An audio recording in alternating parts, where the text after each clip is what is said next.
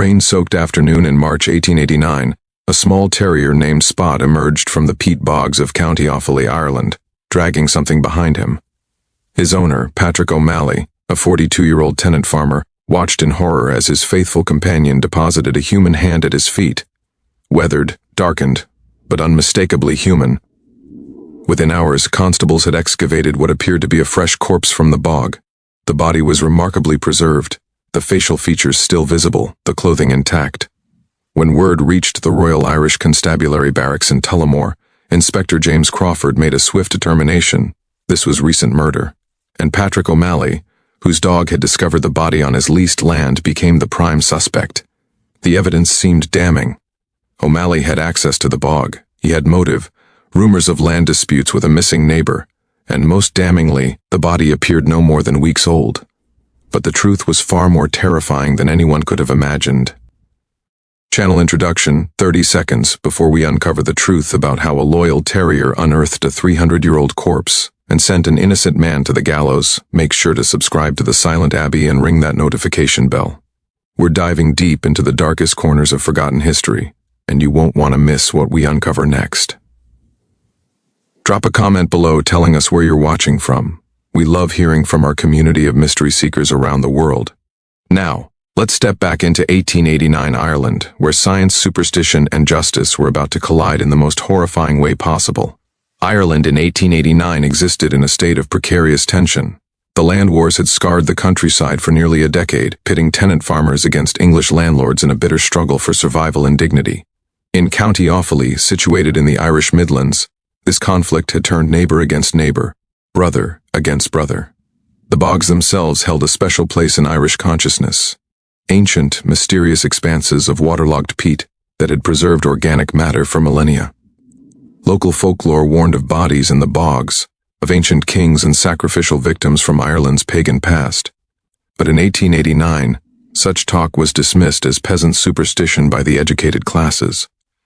Patrick O'Malley represented the struggling Irish tenant class.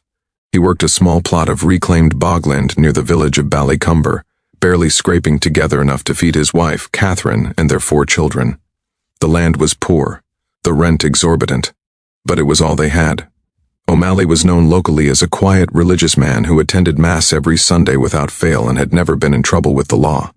His terrier, Spot, was a common sight around the village, a scrappy, energetic dog who earned his keep by hunting rats in the grain stores and providing companionship to the O'Malley children. Dogs like Spot often ranged freely, exploring the bogs and fields, occasionally bringing home treasures, rabbits, birds, and sometimes stranger finds from the ancient peat. The winter of 1888 to 1889 had been particularly brutal. Families throughout Offaly had gone hungry. Tensions over land rights had escalated. In February, a local land agent named Thomas Brennan had disappeared after collecting rents in the Ballycumber area.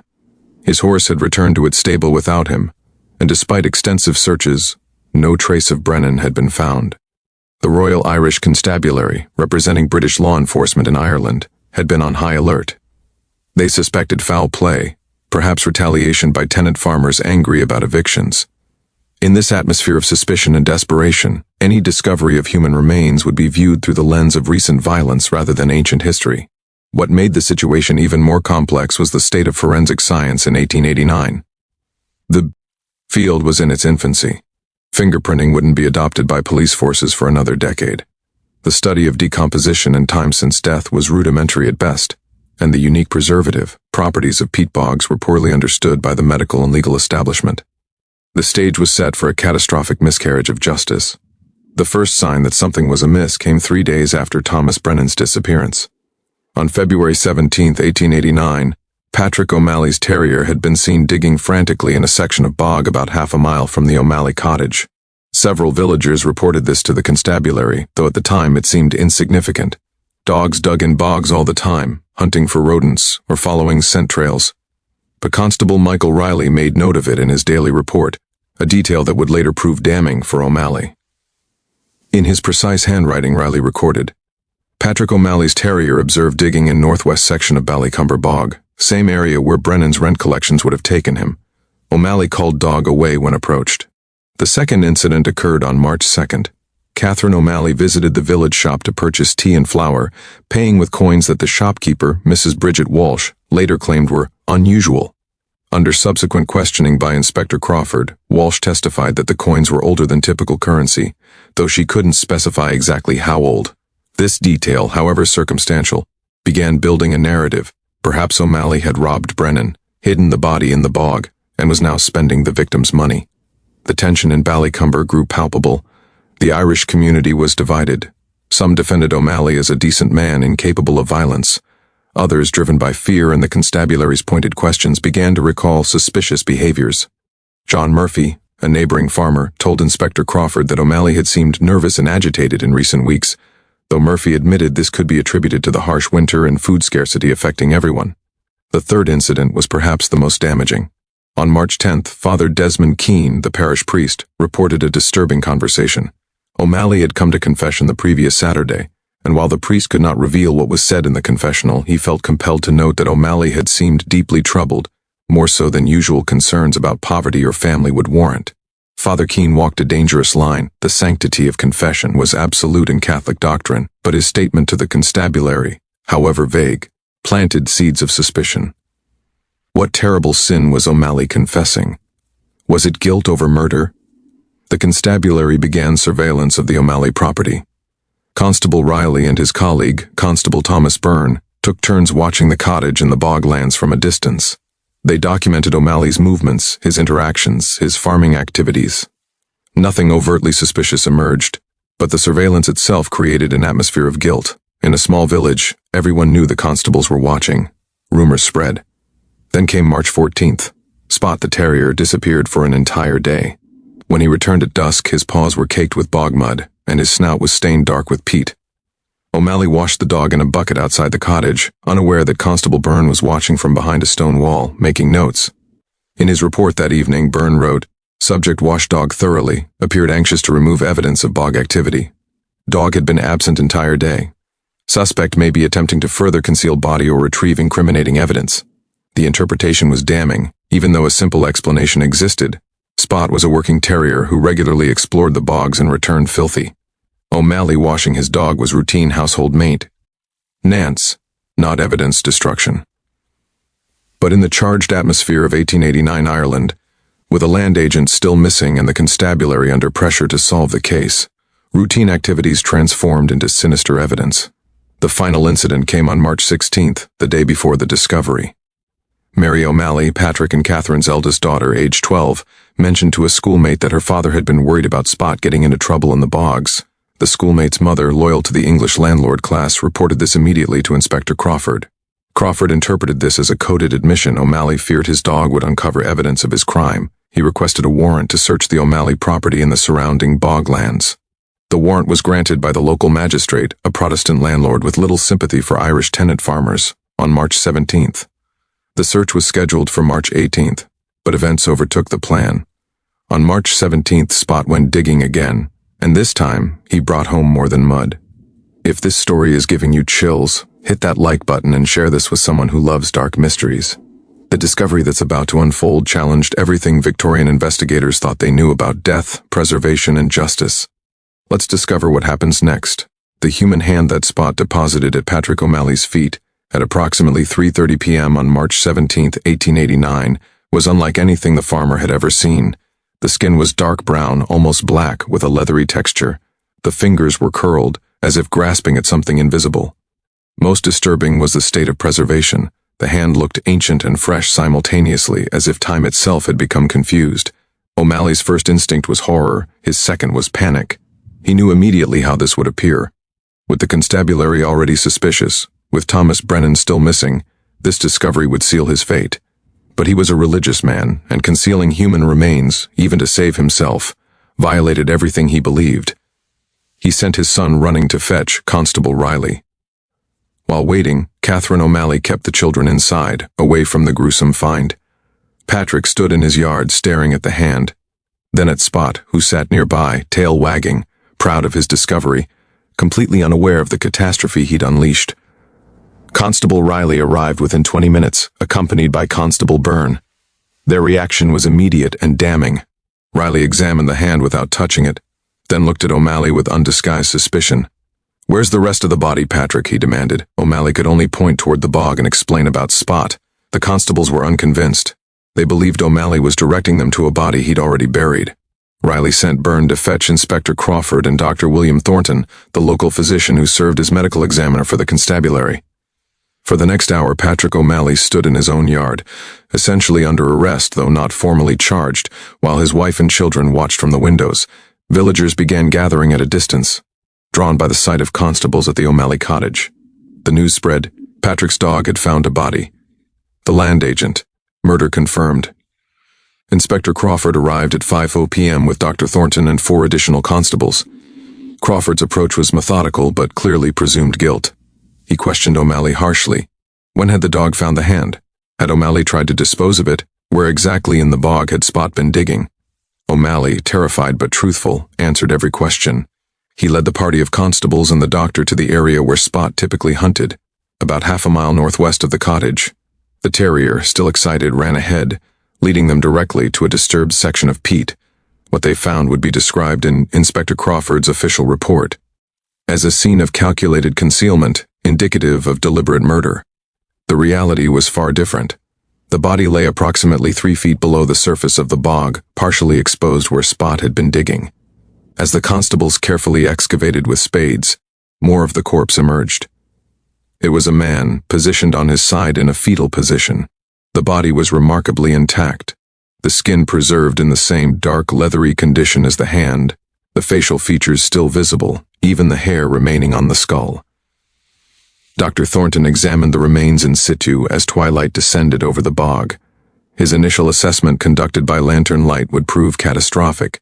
In his official statement recorded at the scene, Dr. Thornton declared, "The body appears to be that of an adult male, aged approximately 40-50 years.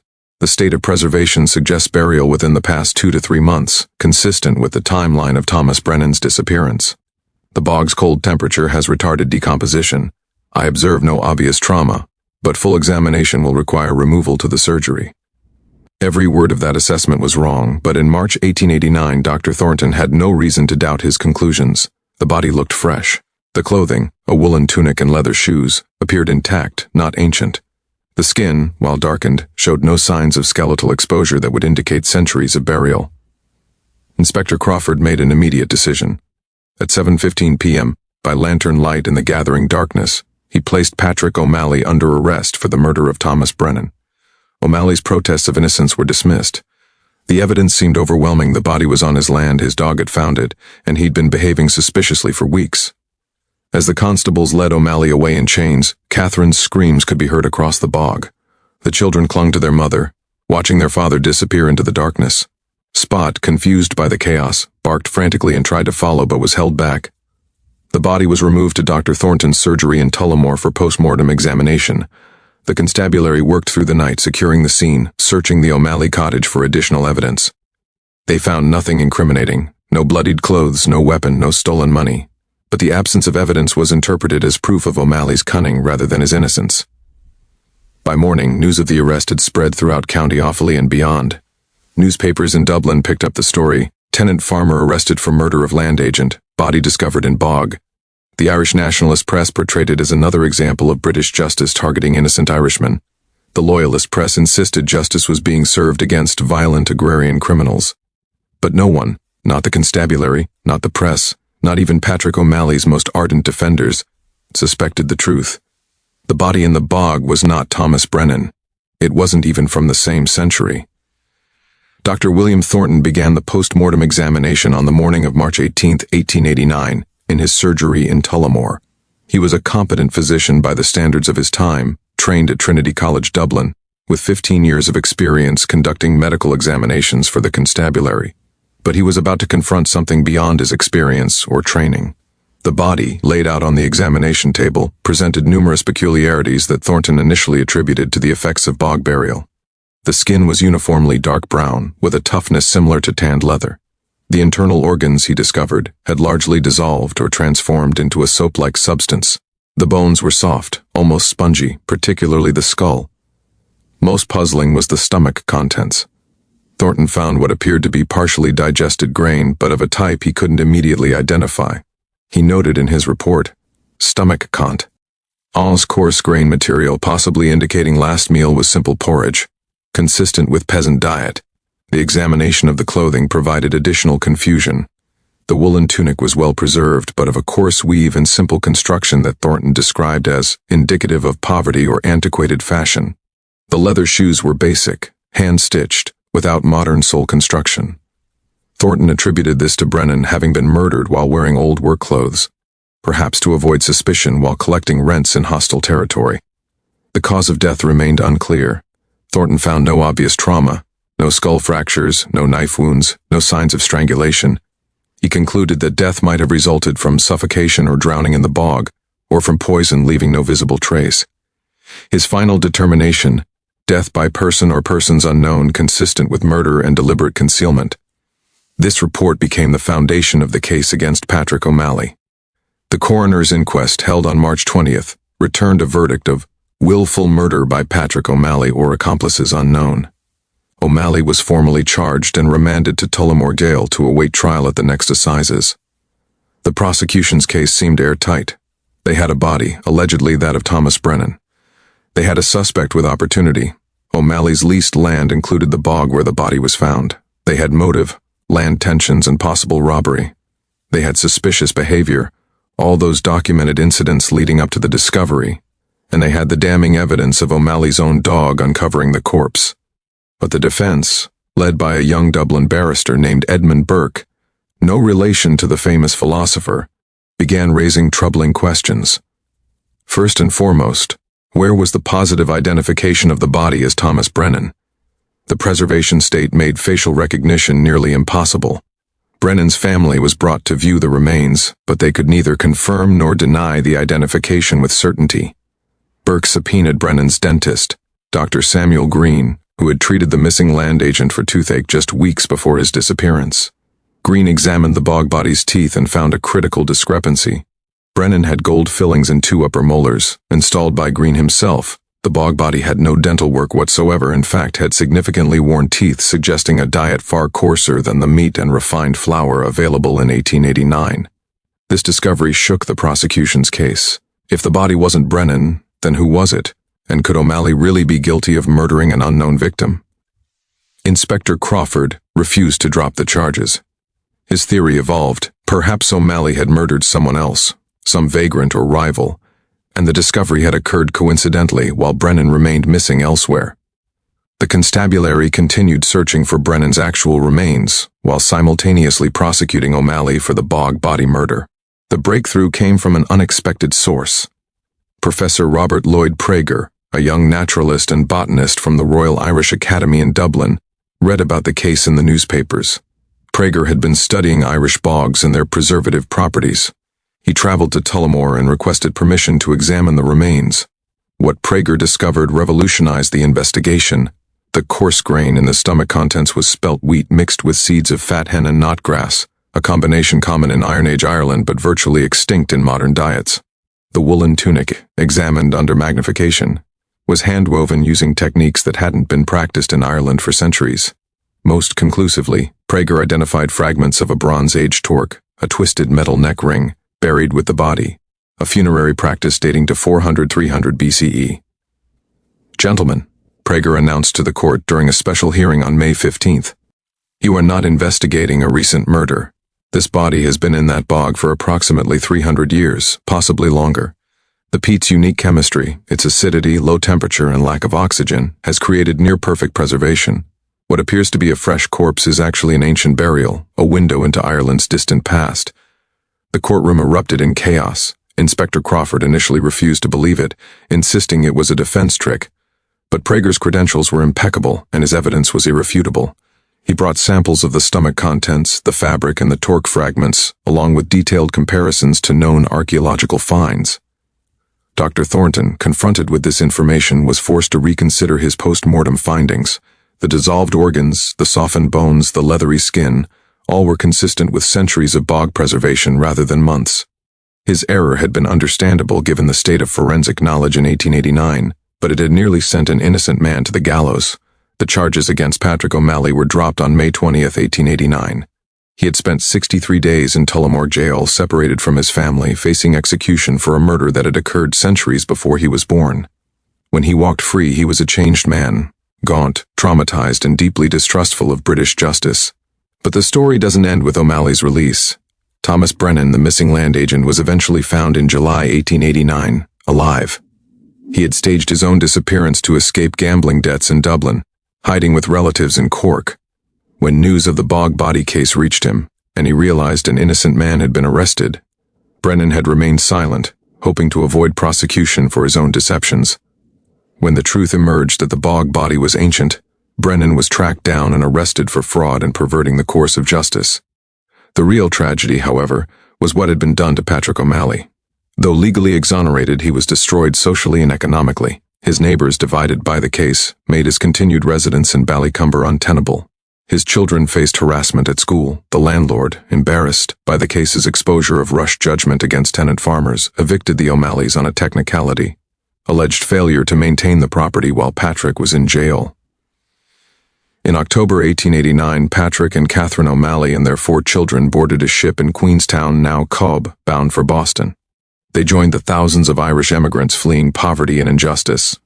Records show Patrick found work as a laborer in Boston's docks, but he never fully recovered from the trauma.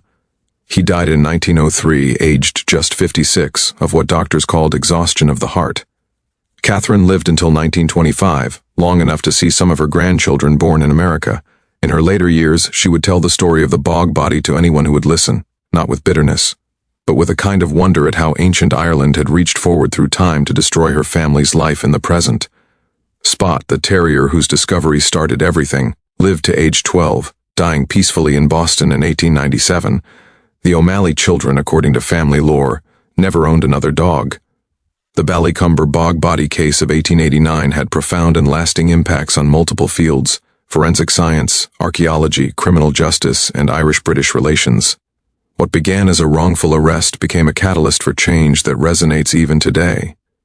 In the realm of forensic science, the case exposed the dangerous limitations of Victorian-era medical examination. Dr. Thornton's error was not due to incompetence, but to the absence of established methodologies for dealing with BOG-preserved remains. His assumption that preservation meant recent death was logical given 1889 knowledge, but it was catastrophically wrong. The case prompted the Royal Irish Academy to establish protocols for examining bodies found in peat bogs. Professor Prager, whose intervention saved O'Malley, published a comprehensive study in 1890 titled Preservation of Organic Matter in Irish Bogs: Implications for Forensic Investigation. This work became required reading for police surgeons throughout Ireland and eventually influenced practices throughout Europe. Prager's research established key markers for distinguishing ancient bog bodies from recent burials: the type and condition of clothing, the presence of archaic artifacts, the composition of stomach contents, the state of dental remains, and the specific chemical changes to tissue caused by long-term bog immersion. These protocols prevented numerous subsequent miscarriages of justice. The case also sparked intense archaeological interest in Irish bog bodies. Previously dismissed as recent deaths or ignored entirely, these remains were suddenly recognized as invaluable historical artifacts. Between 1890 and 1900, at least 15 other bog bodies were identified and properly studied across Ireland. Each one provided insights into Iron Age and medieval Irish life, diet, disease, social structure, and burial practices. Perhaps most significant was the case's impact on the Irish independence movement and criminal justice reform. Irish nationalist newspapers seized on the O'Malley case as proof of British justice's fundamental unfairness toward Irish Catholics. Pamphlets circulated with titles like An Innocent Man in Chains, British Law and Irish Justice, and The Bog Body Persecution: How Ancient Ireland Exposed Modern Tyranny. The case became a rallying point for demands that Irish cases be tried by Irish juries under Irish judges rather than by Protestant magistrates in English-dominated courts. While full independence wouldn't come for another 3 decades, the O'Malley case contributed to growing pressure for legal reform and home rule.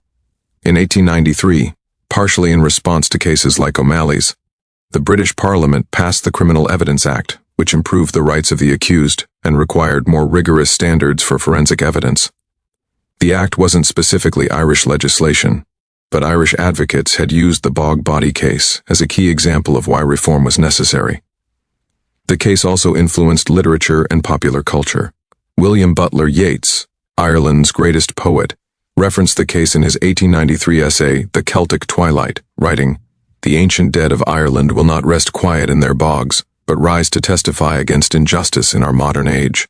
Several Gothic novels of the 1890s featured plots involving bog bodies mistaken for recent murders, directly inspired by the O'Malley case.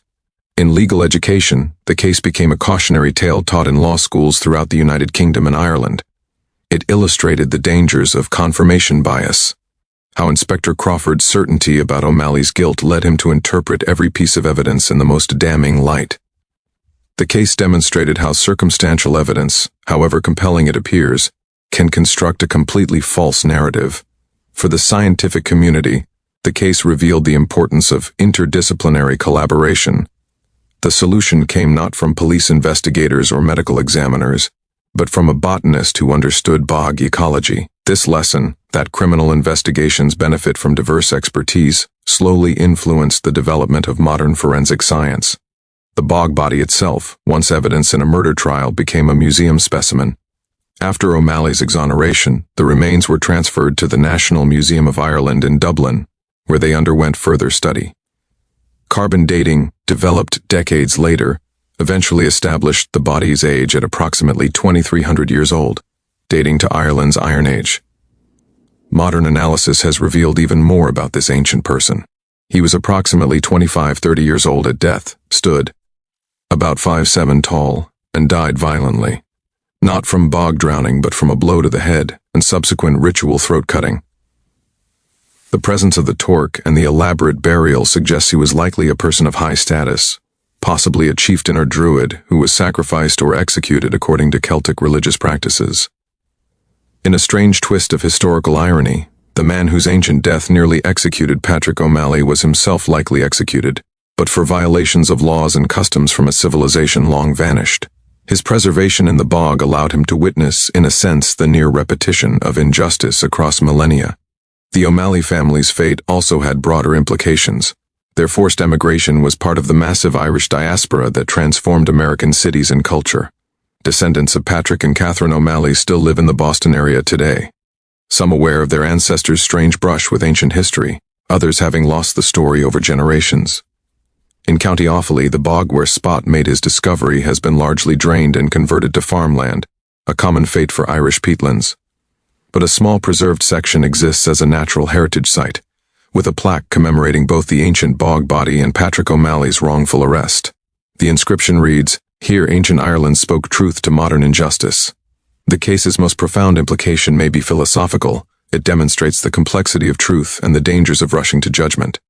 What seemed obviously true, a fresh murder, a guilty farmer, a simple case of rural violence, was actually a layered story spanning millennia involving Iron Age ritual, Victorian forensic ignorance, Irish-British tensions, and the random actions of a terrier named Spot.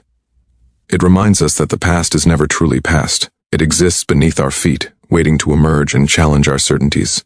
And it warns us that justice, however confident its practitioners, is always vulnerable to the limits of contemporary knowledge and the biases of the powerful. What do you think drove Inspector Crawford to prosecute Patrick O'Malley so aggressively despite mounting evidence of his innocence? Was it genuine belief in guilt, political pressure to solve the Brennan disappearance, or something darker? A willingness to sacrifice an Irish tenant farmer to maintain British authority? Leave your theories in the comments below. And if you found this story as haunting as we did, subscribe to The Silent Abbey for more lost chapters of history where the past reaches forward to shake our present certainties. The bog body that nearly hanged Patrick O'Malley still rests in the National Museum of Ireland, a silent witness to both ancient Celtic ritual and Victorian injustice. He's been dead for 2,300 years, but his impact on one family in 1889 was devastatingly immediate. Sometimes history doesn't just repeat itself. It literally rises from the ground to remind us how little changes in the human capacity for both cruelty and redemption. We'll see you in the next video, where we'll uncover another forgotten story that deserves to be remembered. Until then, stay curious, and remember, the past is always closer than you think.